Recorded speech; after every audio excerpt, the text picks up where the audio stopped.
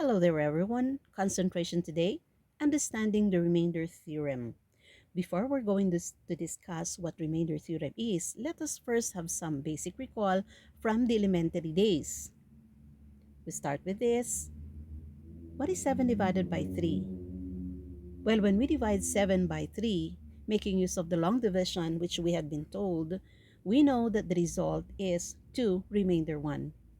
Or we can rewrite that as 7 is equal to 3 times 2 plus 1, considering that we get 3 times 2 is 6. When we add 1, we get 7. Each of these numerals have their own notations, starting with 7 is considered to be the dividend, 3 is considered to be the divisor, 2 the quotient, and of course 1 the remainder. That is in arithmetic. It's the same case when we go into algebra. Another thing that we have to recall is the concept of evaluating. Evaluating a polynomial for given values of the variable. What does it mean? Let us give it an example. Evaluate p of x is equal to x cubed plus 3x squared minus 5x minus 4 when we have here an x is equal to 2. What does it mean? We have to replace every x with 2 such that we now consider the x to be replaced with 2, so we have p of 2. In x cubed, we are no longer going to rewrite x, but we're going to rewrite 2 cubed. Then again, in 3x squared, we replace x with 2, so we have 3x squared. In 5x, replace your x with 2 minus 4, such that after we have replaced every x with 2, then we perform the operation. We follow the order exponentials first. That's the first to be evaluated. Thus, we can say the first is 2 cubed. And what is 2 cubed? That is actually equivalent to 8. Then you have your 2 squared. As exponentials, you have 4. And in here, you can already do the multiplication of negative 5 and 2, giving us a negative 10. Then copy your negative 4. There is still an operation multiplication, thus do that first. P of 2 is equal to 8 plus, what is 3 times 4? It's 12, minus 10, minus 4. You now are left with addition and subtraction, so do it well. Thus, we now can say that P of 2 is equal to 6. 8 plus 12 is 20, minus 10 is 10, minus 4 is 6. So, the value of the polynomial x cubed plus 3x squared minus 5x minus 4, when evaluated at the value of 2, will give us the value of 6. P of 2 is equal to 6. That's evaluating. Another to recall is our previously done lesson. What are we going to do when we are asked the question, or when we are given the instruction or question? What is the remainder when p of x is equal to x cubed plus 3x squared minus 5x minus 4 is divided by x minus 2? So again, we are given here the divisor x minus 2, a cubic polynomial divided by a linear binomial. What are we going to do? Well, of course, we can have that choice of doing it by long division, but at this moment, not for me. So, we consider the other method, which is the synthetic division. Again, since you have the divisor to be d of x is having the format of x minus r, then we can consider our small r to be a positive 2, such that we can rewrite, that is our divisor 2. Then what do we write on the first row, considering that we know in the synthetic division we have 3 rows. In the first row will be the numerical coefficients of the corresponding powers of x. Check first your polynomial. Is it written in the standard form? Check the exponents. You have 3, 2, 1, 0. Yes. So there's no need to rearrange. You're now going to write the coefficients in the first row. From x cubed, you have 1. From positive 3x squared, you have 3. From negative 5x, you have a negative 5. And you have the constant term, negative 4. Following the synthetic division process, we bring down 1. What do we do with that 1? We are going to multiply that with 2. And we write the result on the second row. So 1 times 2 is equal to 2. Then when we go down, we use the addition process. So 3 plus 2, what do we get? We have 5. Then we just do the process again. 2 multiplied by 5, you write that on the second row result, and that is equivalent to 10. Then when you go down, you have a negative 5 plus 10 will give you a positive 5. Then you multiply again 2 by 5 and write it on the second row. That would be another 10. Such that when you go down again, you're going to add. So negative 4 plus 10 will give you a positive 6. And we know that the very last entry in our synthetic division is the remainder. So have we answered the question, what is the remainder? Yes, we can say that the remainder is 6. Let us first also write the result using our division algorithm.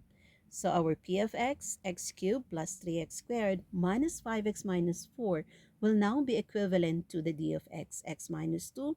And the quotient, how do we get the quotient? The numerals that we see here are actually the coefficient, numerical coefficients of the quotient. So you have 1, 5, 5, all positives. And what will be again the exponent of the divisor? The quotient rather. Remember that the dividend is x cubed or cubic term. And when you divide that by a linear term, that is equivalent to x raised to 3 minus 1 from our exponential laws. So the quotient would always be 1 degree less than the degree of the dividend. Thus, we have x squared plus 5x plus 5, and of course, we have 6. Our last entry in the synthetic division being the remainder. Okay, notation. The p of x is equal to d of x plus q of x plus the r. And we have here very clear that the remainder is 6. Let's compare our previous activity on evaluation and this result of the synthetic division. Putting them together, we have this. Look, in the evaluation, by the way, when we say x is equal to, that implies that you have an x minus 2 d of x. So, we have the same polynomial x cubed plus 3x squared minus 5x minus 4. And we have x minus 2 as the divisor, equivalent x is equal to 2 as the value of x in the evaluation process. And we can see that in the evaluation process, we got p of 2 is equal to 2. And when we have here in the synthetic division, we say that the capital R, the remainder, is equal to 6. So, putting that together, your P of 2 is 6. The remainder is also 6. Thus, what can we say? That P of small r is equal to the capital R. This, ladies and gentlemen, will actually tell us about the remainder theorem. Let's put it into formal terms. The remainder theorem, it says, when the polynomial p of x is divided by the divisor x minus r, then the remainder is equal to the value of the polynomial when it is evaluated by the value of small r. In simple symbols, p of small r is equal to capital R. Let's have this denotation. P of x, our dividend, is equal to x minus r, our divisor, and our q of x, the quotient, plus the remainder. If we are going to replace our x with an r, we will be having, instead of x, we have an r. P of r is equal to, instead of an x here, we have an r. Instead of q of x, we have a q of r. What is a number less by itself? We know it's 0. And what is 0 times any number? We know also that that is 0. So, what is left? We can say P of small r is equal to capital R. That, ladies and gentlemen, is the remainder theorem. So, what is it telling us? We can get the remainder then by making use of several processes. One, you can make use of long division, which we're not doing at the moment, unless you would like to do it. Second, you can use synthetic division to make use or to get the remainder. Or third, apply the remainder theorem. P of small r is equal to the capital R. Let's try. What is the remainder when 2x cubed minus x squared plus 2x minus 3 is divided by x plus 3? What are we telling here? Let us remember that in x plus 3, the divisor, it actually gives us the small r value to be a negative 3. Remember the format, the d of x is in the form x minus 3. Thus, we have x minus r, rather, we will be having here x minus a negative 3. X minus a negative 3, so that we will be having here d of x is equal to an x plus 3. So what is the value of small r? You have negative 3. Or simply equate x plus 3 to 0 and you solve for x. Whatever is the value of x is the value of small r. And that would be negative 3. And what are we going to apply? P of small r is equal to the capital R. Gets? So we now have P of x, the given polynomial. We are now going to replace every x with the given value, negative 3. So instead of x, you have a negative 3. Into x cubed, replace the x with a negative 3. Replace the x in x squared with a negative 3. Replace the x in 2x with a negative 3. So far, so good. Now, performing the operation, what do we start with?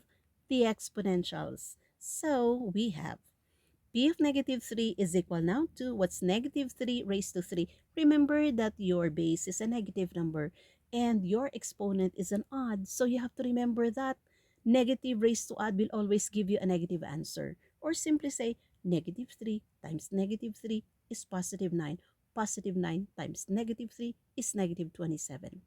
Then you have our negative 2, negative 3 raised to 2.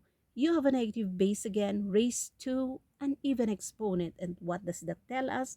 The result will now be positive. Or simply say negative 3 times negative 3 is so positive 9. And you can also do already the multiplication here. 2 times negative 3 is negative 6. Copy your negative 3, which is the constant term. Perform the multiplication process. P of negative 3 is equal to positive 2 times negative 27 is negative 24 minus 9 minus, we can already combine negative 6 and negative 3, which is resulting to a negative 9. All terms are negative, so simply put them together. Add as is, 54 plus 9 plus 9. Then affix the negative sign because every term is a negative 1. Such that we have p of negative 3 is equal to negative 72. You're not done yet. What is in the question? The question is, what is the remainder? You are not simply asked to evaluate. You are asked the remainder. So what can we say?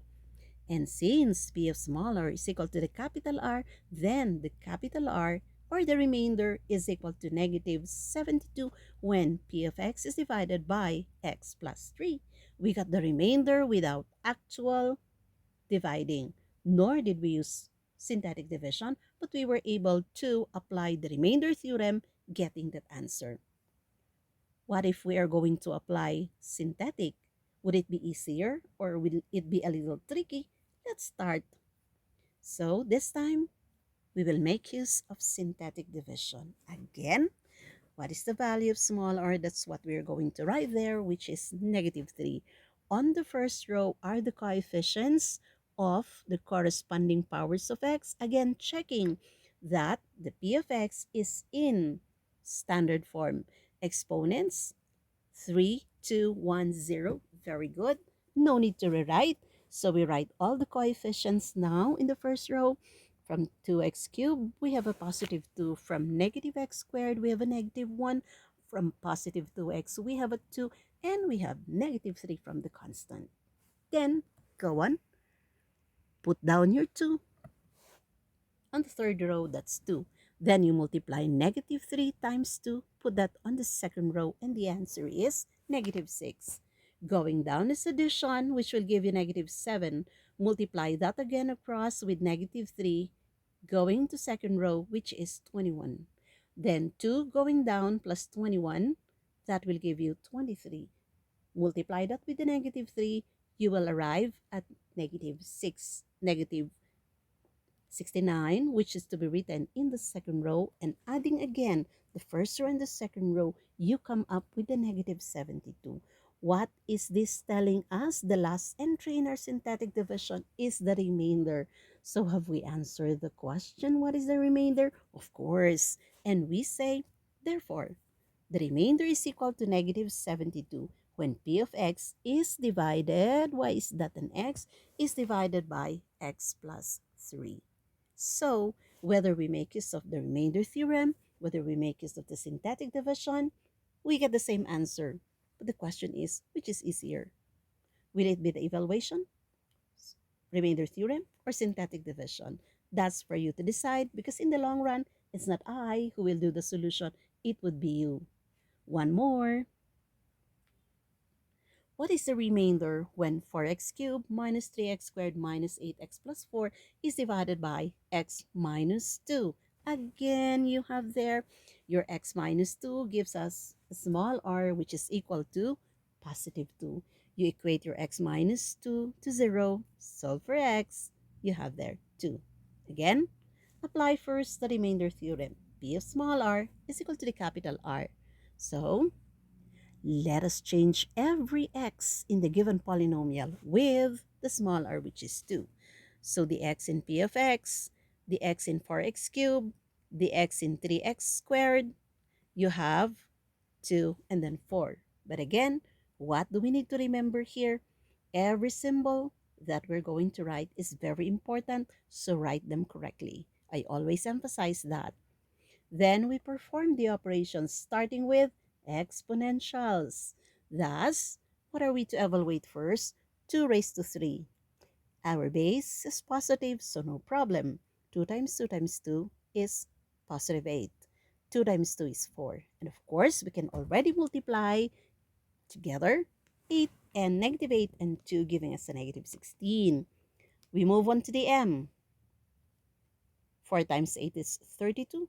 Negative 3 times 4 is negative 12. And of course, negative 16 plus 4 is negative 12 as well. Combine everything, you arrive at P of 2 is equal to 8. Again, if you leave your answer like this, you have not yet answered the question. So go back and answer the question. What is the remainder? And the answer would be, and since P of small r is equal to capital R, then R is equal to 8 when P of x is divided by x minus 2. Applying the remainder theorem. Shall we do it also using the synthetic division? We shall. So that still same, but this time a different process. So what do we write there again? We have there, oh, the answer came out first before the solution. So again, we have there, 2 is our divisor. Then the coefficients, okay, that's in standard form. So we now have therefore negative 3, negative 8, and positive 4. We go down, 4, multiply 4 by 2, you get an 8. You add negative 3 and 8, you get a 5. That 5, you multiply that by the small r2, which will give you 10. Second row, negative 8 plus 10 will give you a positive 2, and 2 times 2 will give you a positive 4, and the answer is positive 8 when you add 4 and 4. And what again is this last entry in the synthetic division? That is our remainder. Thus, since this came out earlier, then r should be equal to 8 when p of x is divided by x minus 2. Same answer when we do evaluation or we do synthetic division. Then again, you have to think, which is easier in this particular item? Doing the remainder theorem, or is it the synthetic division? So, if you consider yourself as, take a look at your food for thought, no? Take a look at where you're good at and where you're a little bit having a difficulty. If you have exponential problems, probably it's easier to deal with synthetic division. But if you don't have any problem, sometimes you have the remainder theorem is easier. But of course, you have to remember always, read the instruction and follow the instruction. So thus, ladies and gentlemen, examples for the application of the remainder theorem, which we're going to apply in our next lessons. The highlight of this video again, you have the remainder theorem. P of small r is equal to the capital R. And when we are asked to determine the remainder when P of x is divided by the divisor, we can do evaluation or we can do synthetic. The choice is yours if there is no specific instruction that is given. Again, ladies and gentlemen, thank you for your support. Thank you for watching. Please don't forget to subscribe.